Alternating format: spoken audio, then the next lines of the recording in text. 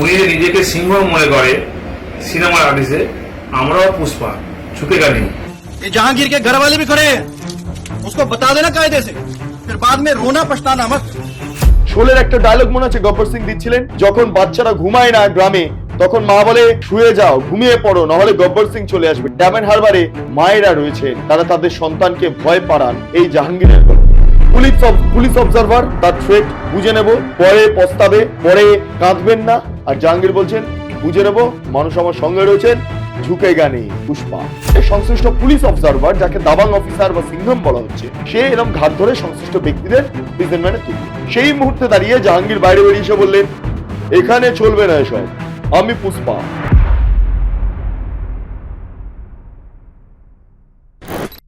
Dabangg police officer বা সিংহম বনাম পুষ্পা। পুষ্পা হচ্ছে তৃণমূলের এবং সিংহম হচ্ছে বিজেপির। কার্যত এই ন্যারেটিভটা এই মুহূর্তে তৈরি করা হচ্ছে তৃণমূলের তরফ থেকে। হ্যাঁ, এই যে সংশ্লিষ্ট যে পুলিশ অবজারভার এসছেন এবং তার ভূমিকা নিয়ে তৃণমূল কংগ্রেসের গাত্রদাহ শুরু হয়ে গিয়েছে। তার কারণ কেন জানেন? তার কারণ তিনি জাহাঙ্গীরকে ধরতে যাচ্ছেন। এই জাহাঙ্গীর কে? এই জাহাঙ্গীরের নেপথ্যে একাধিক কাহিনী রয়েছে। শওকত মোল্লা সিপিএম এর আমলে একটা দায়িত্ব সামলাতো এই দক্ষিণ 24 পরগনা জুড়ে। শওকত মোল্লা ছিলেন দক্ষিণ 24 পরগনার ত্রাস। এই মুহূর্তে তিনি তৃণমূলে যোগদান করে গিয়েছেন। বেশ, যাই হোক, তৃণমূলে যোগদান করে যাওয়ার পর জাহাঙ্গীরের সাথে শওকতের একটা প্রবলেম শুরু হলো। ঠিক কৌশলে বা ছলে বলে জাহাঙ্গীর কি করলো? শওকত মোল্লাকে সাইড করে দিল এবং তারপর জাহাঙ্গীর নিল আপামর দক্ষিণ 24 পরগনার দায়িত্ব। এবং দক্ষিণ 24 পরগনা বলতে সবচেয়ে গুরুত্বপূর্ণ যে জায়গাটা উঠে আসে সেটা হলো সুন্দরবন, তার পাশাপাশি ডায়মন্ড হারবার এবং ফলতা। হ্যাঁ, এই সমস্ত জায়গা নদী কেন্দ্রিক চত্বর এবং সেই কারণে এখান থেকে খুব সহজে মাছের ব্যবসা, এখান থেকে খুব সহজে চোরা চালান, এখান থেকে খুব সহজে কয়লা পাচারের মতো যে সমস্ত সিন্ডিকেট, সে সিন্ডিকেট গুলোকে চালনা করা, এর পাশাপাশি নারী পাচারের মতো অভিযোগও থাকে। এবং এর বেতাজ বাদশা হয়ে উঠেছে কে? জাহাঙ্গীর। এটা আমার অভিযোগ নয়, আমি এই মুহূর্তে দেখতে পাচ্ছি বিজেপির তরফে একটি পোস্ট করা হয়েছে, এই সেই পোস্ট, এবং এখানেই মূলত সেই দাবিগুলো করা হচ্ছে। জাহাঙ্গীর খান বাদশা, এবং তিনি যেমন তৃণমূল কংগ্রেসের দায়িত্বে রয়েছেন তেমনি অভিষেক বন্দ্যোপাধ্যায়ের ডানহাত, যার জেরে অভিষেক বন্দ্যোপাধ্যায় এই ডায়মন্ড হারবার ফলতাতে একদম কার্যত মাটি আঁকড়ে পড়ে আছেন এবং লক্ষাধিক ভোটে লিড পান। যে জাহাঙ্গীরের সন্ত্রাসের জেরে মানুষ জবুথবু হয়ে বসে থাকেন। শোলের একটা ডায়লগ মনে আছে গব্বর সিং দিচ্ছিলেন, যে যখন বাচ্চারা ঘুমায় না গ্রামে তখন মা বলে শুয়ে যাও, ঘুমিয়ে পড়ো, নাহলে গব্বর সিং চলে আসবে। ঠিক একইভাবে ফলতা বা ডায়মন্ড হারবারে যারা মায়েরা রয়েছেন তারা তাদের সন্তানকে ভয় পাড়ান এই জাহাঙ্গীরের গল্প বলে। হ্যাঁ, জাহাঙ্গীর এমন একজন প্রভাবশালী এবং ডেঞ্জারাস মানুষ, ডেঞ্জারাস। এবং এই সমস্ত অভিযোগকে সামনে রেখে ইতিমধ্যে পুলিশ অবজারভারের তালিকাতে ইলেকশন কমিশনের তরফে বিজ্ঞপ্তি, নির্দেশিকা, যাই হোক সমস্ত কিছু প্রকাশ্যে আনা হচ্ছে এবং সেখানে দেখা যাচ্ছে ফলতার 1 নম্বর দুষ্কৃতির তালিকায় যে প্রবলেম ক্রিয়েট করতে পারে, প্রবলেম মেকার, সে জাহাঙ্গীর। তাই যখন থেকে উত্তরপ্রদেশের এনকাউন্টার স্পেশালিস্ট এই মুহূর্তে পশ্চিমবঙ্গে এসেছেন এবং দক্ষিণ 24 পরগনা বিশেষ করে ফলতা, ডায়মন্ড হারবার এবং মহেশতলার দায়িত্বে এসেছেন, তখন থেকে তিনি জাহাঙ্গীরের খোঁজ করছেন। জাহাঙ্গীরের বাড়ি যাচ্ছেন, খোঁজ করছেন জাহাঙ্গীর কোথায়, না জাহাঙ্গীর নেই। জাহাঙ্গীর কোথায়? পার্টি অফিসে বসে আছে, মিছিল করছে, মিটিং করছে, ইত্যাদি করছে। যাই হোক, তারপর জাহাঙ্গীরের পার্টি অফিসে চলে গেলেন, জাহাঙ্গীর নেই। প্রথম দিন এরম হলো। দ্বিতীয় দিন কি হলো? দ্বিতীয় দিন হলো সরাসরি জাহাঙ্গীরের ডেরায় গেল। ডেরায় গিয়ে পুলিশ অবজারভার দেখলো যে কয়েকজন জাহাঙ্গীরের পোষা কিছু গুন্ডারা রয়েছেন যারা লাগাতার ভয় দেখাচ্ছেন, পোষা গুন্ডারা জাহাঙ্গীরের, এবং তারা ডায়মন্ড হারবার ফলতা জুড়ে সন্ত্রাস ঘটাতে পারে। ফলে সংশ্লিষ্ট পুলিশ অবজারভার, যাকে দাবাং অফিসার বা সিংহম বলা হচ্ছে, সে এরকম ঘাট ধরে সংশ্লিষ্ট ব্যক্তিদের প্রিজনম্যানে তুলে জাহাঙ্গীরের অফিস থেকে যখন বেরোচ্ছেন সেই মুহূর্তে দাঁড়িয়ে জাহাঙ্গীর বাইরে বেরিয়ে এসে বললেন, এখানে চলবে না এসব, আমি পুষ্পা। যাই হোক, কি কি হয়েছে না হয়েছে গোটা ঘটনাটা আজকে একবার দেখে নিন। প্রথমে ভিজুয়ালস দেখুন, দেন জাহাঙ্গীরের যে বক্তব্য। হ্যাঁ, আজকে সকালবেলা জাহাঙ্গীরের অফিসে 2টো ন্যাশনাল মিডিয়া গিয়েছিল, তারপর একে একে মিডিয়া যায়, কিন্তু 2টো ন্যাশনাল মিডিয়া। এবং জাহাঙ্গীর সংশ্লিষ্ট প্রেস কনফারেন্সটি তার ফেসবুক পোস্টে কার্যত চিপকে দিয়ে এটা বোঝানোর চেষ্টা করলেন না তিনি পালাননি, তিনি পালাননি, তিনি আছেন। এবং যদি সংশ্লিষ্ট পুলিশ অবজারভার মাফ করবেন সিঙ্গাম হন, তাহলে তিনি পুষ্পা, ঝুঁকেগা নেহি। এই যে পুষ্পা ভার্সেস সিঙ্গামের যেই ক্ল্যাশটা, মনে হয় হলিউডে, বলিউডে, মাফ করুন বলিউডে বিশেষ করে এই পুষ্পার সিঙ্গামের ক্ল্যাশ হয়নি, যতটা ক্ল্যাশ হচ্ছে পশ্চিমবঙ্গের রাজনীতিতে পুষ্পা সিঙ্গাম ক্ল্যাশ। যাই হোক, কি হলো না হলো, জাহাঙ্গীর বাবু তিনি কি বললেন সরাসরি শুনে নিন, তারপর পরের অংশে আসছি। গতকালকে যে ছবি দেখলাম, একটু উত্তরপ্রদেশে যিনি সিংহাম বলে পরিচিত, তিনি একটু আপনার বাড়িতে গেলেন ভোটের আগে, কি বলবেন? দেখুন, কালকে হঠাৎ করে 3টের সময় আমার অফিসে এসেছিল, এসে তখন আমি আমার অফিসের ভেতরে বসে আছি, আমি জানতে পারিনি ওরা এসছে। তারপর দিলাম আমার সিকিউরিটিকে দেখে তাদের চমকেছে এবং তাদের অ্যারেস্ট করে ধমক দিয়েছে। তার কিছুক্ষণ পরে আমার অফিসের স্টাফরা বললো যে এরকম ওরা এসছে, পুলিশ অফিসার এসছে, সিআরপিএফ এসছে, এসে সিকিউরিটিকে ধমকাচ্ছে। তারপর আমি বাইরে বেরিয়ে ওদেরকে চাপ সৃষ্টি করলাম আমার সিকিউরিটিকে, যে তোমরা এসপির অর্ডারটা বন্ধটা দেবে, আমার কাছে আছো, আমার কথাটা শুনবে।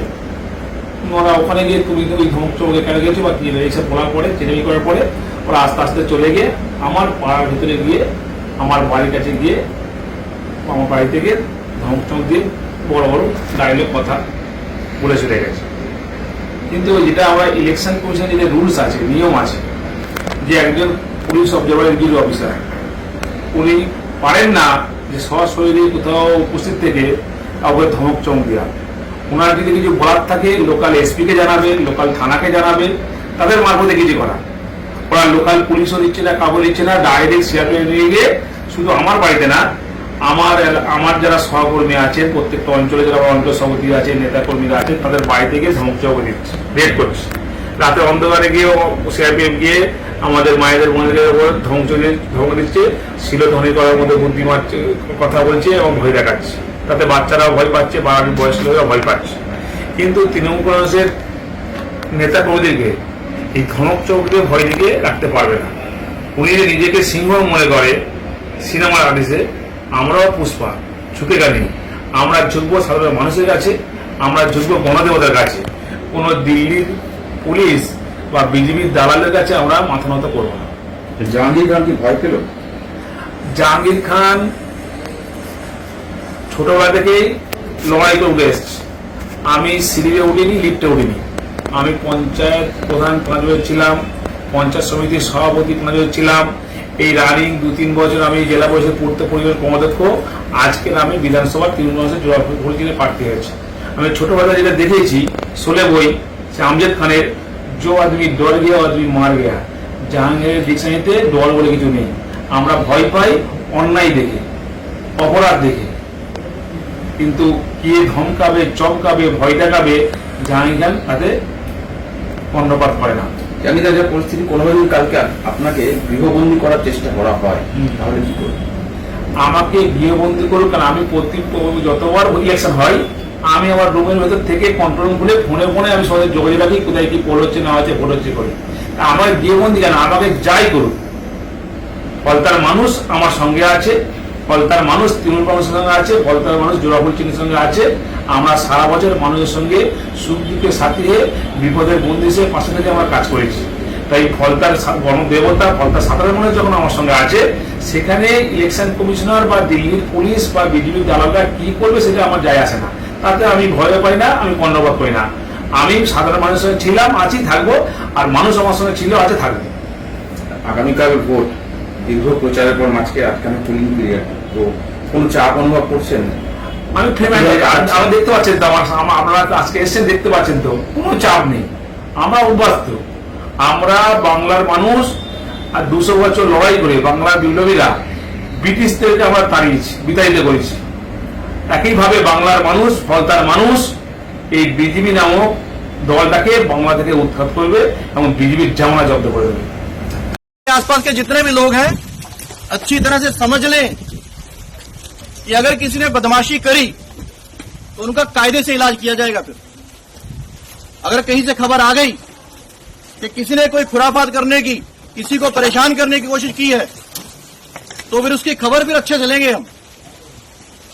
ये जहांगीर के घर वाले भी खड़े हैं, उसको बता देना कायदे से। ये बार बार जो खबरें आ रही हैं कि उसके लोग धमका रहे हैं, तो फिर अच्छे से खबर लेंगे, फिर बाद में रोना पछताना मत। শুনলেন আপনারা পুলিশ অবজারভার তার থ্রেট বুঝে নেব, পরে পস্তাবে, পরে কাঁদবেন না। আর জাহাঙ্গীর বলছেন বুঝে নেব, মানুষ আমার সঙ্গে রয়েছেন, ঝুঁকে গানে পুষ্পা। ফলে এই যেই পুষ্পা সিংঘাম সংঘাত, এই সংঘাতটা সিনেমা থেকে যখন বাস্তবের রাজনীতিতে নেমে আসছে, ফলে বোঝাই যাচ্ছে যে সিনেমা এক কথা বলে এবং বাস্তবের মাটিতে যারা পলিটিক্স করছেন বা পলিটিক্স দেখছেন বা যারা ভোট দিতে যাবেন, তারা একটা অন্যরকম অনুভব ফিল করছেন। পুষ্পা দেখে অনেকে সিটি মারতেই পারেন, কিন্তু এখানে পুষ্পাকে দেখে লোকজনের কি বলবো আর কালঘাম ছুটে যায়। যাই হোক, সিংঘামের এই ভূমিকা নিয়ে আবার তৃণমূলের তরফে একাধিক প্রশ্ন তোলা হচ্ছে। ইতিমধ্যে মহুয়া মৈত্র একটি এক্স হ্যান্ডেলে পোস্ট করেছেন এবং দেখা যাচ্ছে সিংঘাম সংশ্লিষ্ট ব্যক্তি যিনি পুলিশ অবজারভার, তাকে আমি সিংঘাম বলেই পরিচয় দিচ্ছি, তিনি একটু নাচানাচি করছেন। যাই হোক, সেই ছবি পোস্ট করা হচ্ছে মহুয়া মৈত্রের তরফে। হ্যাঁ, এতে করে কি হচ্ছে, সিংঘামের যেই চরিত্র, সেই চরিত্র প্রকাশ করা হচ্ছে, কি নাচছেন মহিলাদের সঙ্গে, এটা একটা খারাপ চরিত্র, এইটা কার্যত প্রকাশ করা হচ্ছে। যাই হোক, তৃণমূলের একাধিক নেতা নেত্রীরা তারা তো এই ধরনের একাধিক ভিডিও তাদের সামনে আসছে, এবং তাই নয়, তৃণমূলের অত্যন্ত গুরুত্বপূর্ণ এক গুন্ডা যিনি এই মুহূর্তে জেলের ভেতরে রয়েছেন, শেখ শাহজাহান, তিনি তো পিঠে বানানোর নামে মহিলাদের ডেকে কার্যত অনেক কিছু করে ফেলেছেন। ফলে সেই সমস্ত যেই ঘটনাগুলো আছে সেগুলো আর চরিত্র হনন করা যায় না, মানে চরিত্র সংক্রান্ত প্রশ্ন তোলা যায় না এই শাহজাহান এদের নিয়ে। যাই হোক, এইটা পলিটিক্স কিনা বা কিভাবে কাদা ছোড়াছড়ি সেটা পরের কথা। পলিটিক্স হচ্ছে পলিটিক্স। পলিটিক্স রাজনীতিতে দাঁড়িয়ে একটা কথা আছে, everything fair in war and love, অর্থাৎ ভালোবাসা এবং যুদ্ধের সমস্ত কিছুই জায়েজ আছে, সমস্ত কিছু জায়েজ। তো সেই মতো করে তৃণমূল কংগ্রেস তাদের যে শেষ প্রয়াস সেটা চালাচ্ছেন, কারণ ডায়মন্ড হারবার ফল, তাতে যদি তৃণমূল কংগ্রেস খারাপ ফল করে তাহলে তৃণমূল কংগ্রেস ধরাশায়ী হয়ে পড়বে গোটা দক্ষিণ 24 পরগনাতে। কারণ গোটা যেই ম্যান পাওয়ারটা জাহাঙ্গীর সাপ্লাই করে, সেটা ভাঙড়, সেটা ক্যানিং, সুন্দরবন, ফলতা, ডায়মন্ড হারবার, মহেশতলা, এতগুলো জায়গার নাম বললাম, এতগুলো জায়গা ধ্বংস হয়ে যাবে যদি জাহাঙ্গীরকে এই মুহূর্তে মানে পুলিশ গ্রেফতার করে ফেলে, পুলিশ ধরে ফেলে, পুলিশ নজরবন্দি করে ফেলে। যদি জাহাঙ্গীরের থ্রেট, আমি নজরবন্দি থাকবো, কি আছে, ফোনে ফোনে কথা বলবো, সেইটা বলেও আবার কোথাও গিয়ে দাঁড়িয়ে জাহাঙ্গীর ভুল করলেন। কেন জানেন? তার কারণ জাহাঙ্গীরের যে সমস্ত টার্গেটরা রয়েছেন তাদেরকে ইতিমধ্যে পুলিশ হাজতে ভরতে শুরু করে দিয়েছেন। এই মুহূর্তে আমার কাছে খবর, কিছুক্ষণ আগেই জাহাঙ্গীরের একদম ডান হাত, তাকে আপাতত হাজতে তুলে নেওয়া হয়েছে। হ্যাঁ, জাহাঙ্গীর এটা বলে ভুল করে ফেলেছেন। বলা হয় না যে সবসময় বকবক করতে নেই, সবসময় বকবক করলে যেটা হয়, অনেক পেটের কথা বাইরে বেরিয়ে আসে, এবং যেটা পলিটিক্স এর ক্ষেত্রে অত্যন্ত ভয়ঙ্কর আকার ধারণ করতে পারে। জাহাঙ্গীরের ক্ষেত্রে একই ঘটনা ঘটলো। এবার জাহাঙ্গীরের যা ম্যান পাওয়ার আছে সেগুলো উঠে গেলে, আর জাহাঙ্গীর যদি ঘরের ভিতর বসে থাকেন, তাহলে ফোন করে সংশ্লিষ্ট ব্যক্তিদের পাবেন না যারা সন্তোষ করাতে পারেন। ফলে জাহাঙ্গীর সেই ভুলটাই করেছেন, যে ভুলটা করাতে চাইছিল হচ্ছে এই সিংহাম। ফাঁদে পা ফেলে দিয়েছেন বা পা রেখে ফেলেছেন এই জাহাঙ্গীর। এবার ঘটনাটা হচ্ছে, ও একটা ডায়লগের কথা মনে পড়ছে, ফাঁদ আর ঘুঘুর প্রসঙ্গ, আপনারা সকলেই জানেন। যাই হোক, এবার আমি মুদ্রা প্রসঙ্গে আসি। বিষয়টা হলো যে জাহাঙ্গীর আর সিংহামের এই যে সংঘাত, এই সংঘাত আগামীকাল কোথায় যাবে, কোথায় যাবে? ইতিমধ্যে ইলেকশন কমিশনের তরফে আমরা যেটা খবর পাচ্ছি যে জাহাঙ্গীরকে নজরবন্দি করে রাখার যাবতীয় যা প্রচেষ্টা তা ইতিমধ্যে চালানো হচ্ছে, এবং শুধু জাহাঙ্গীরই নয়, গোটা দক্ষিণ 24 পরগনা জুড়ে জাহাঙ্গীরের যে সমস্ত কর্মীরা রয়েছেন যারা সন্ত্রাস করেছেন, পোস্টপল ভায়োলেন্সের সঙ্গে যুক্ত, এমনকি শওকত মোল্লার লোকজনও যারা পোস্টপল ভায়োলেন্সের সঙ্গে যুক্ত, তাদেরকে টার্গেট করা হচ্ছে ইলেকশন কমিশনের তরফে, তাদেরকে নজরবন্দি করা হচ্ছে, তাদের বাড়িতে সেন্ট্রাল ফোর্স থাকবে।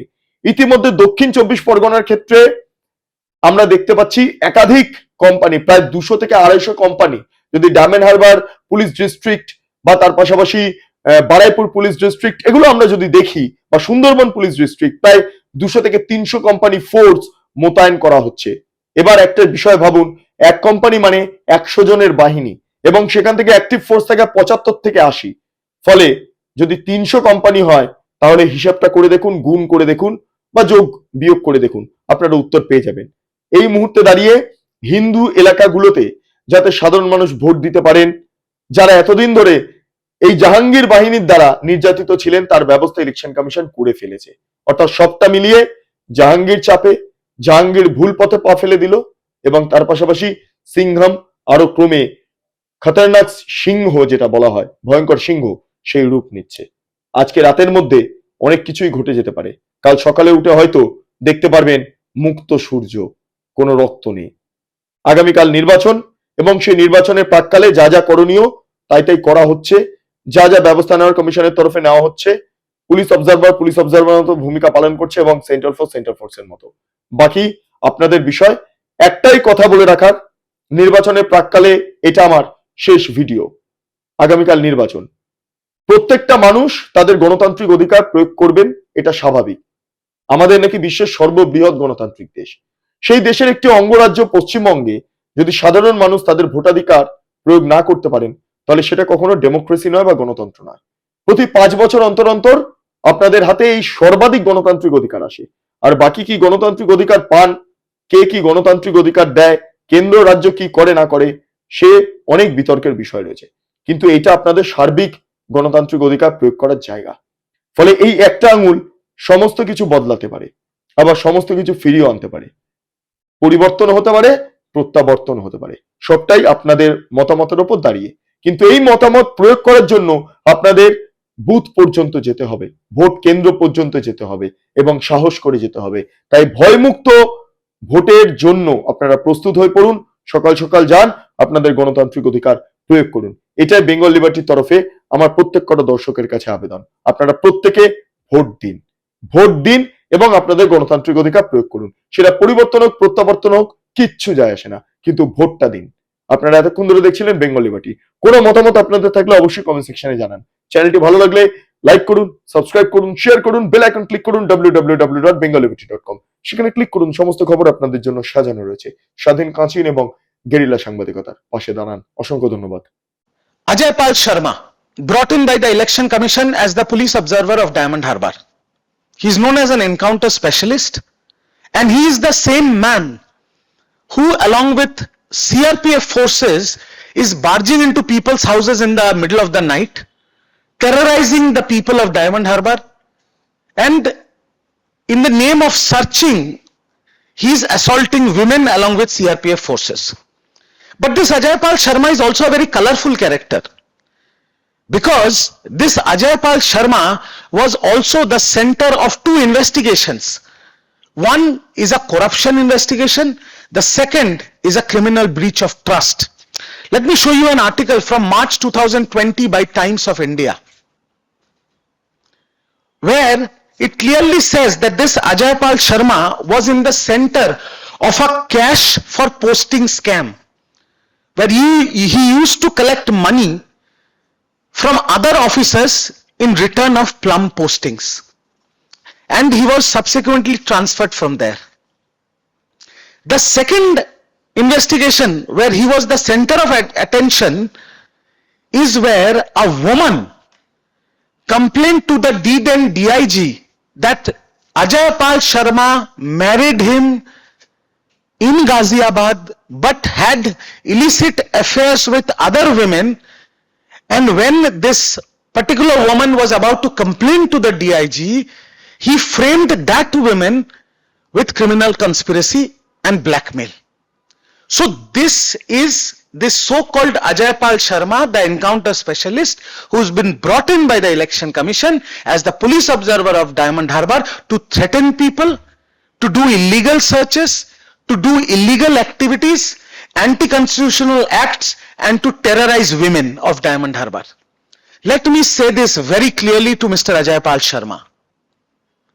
You can come from a different state, you can have political patronage, but if you think by doing these illegal activities, these illegal raids, terrorizing people, harming the modesty of a woman, conducting illegal raids, doing anti-constitutional acts, that after 4th of May, you will go back to your state and you will be saved by your political masters, let me say this in no uncertain terms, we will find you.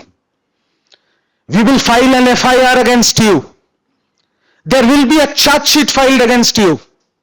And we will drag you to the court of law where the strongest arm of the law will fall upon you.